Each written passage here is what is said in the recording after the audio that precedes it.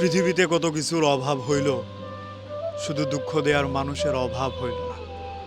বন্ধু বান্ধবের অভাব হইল, টাকা পয়সার অভাব হইল, ভালো একটা সঙ্গীর অভাব হইল, শুধু অভাব হইল না দুঃখ। জাগরে আপন মনে করছিলাম, কাছের মনে করছিলাম, নিজের মানুষ মনে করছিলাম, তারাও দুঃখ দিল।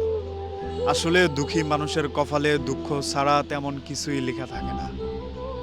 যেই মানুষ জন্মের পর থেকে প্রায় দুঃখ পায়া বড় হয়, তার কপালে অন্য কিছু থাকে না।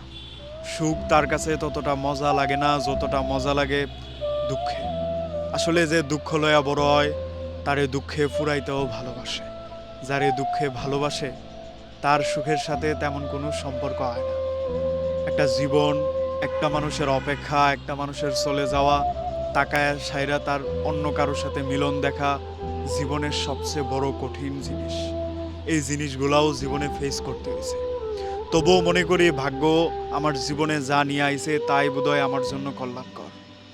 এক জীবনে কত মানুষের অবহেলা পাইলাম, কত মানুষের অভিনয় দেখলাম, আপন হওয়ার বাহানা দিয়া মন ভাঙ্গা দেওয়া, সুসময়ে ব্যবহার কইরা টিস্যুর মতো সুইরা ফালাই দেওয়া, এগুলা মানুষের নিত্যদিনের কারবার।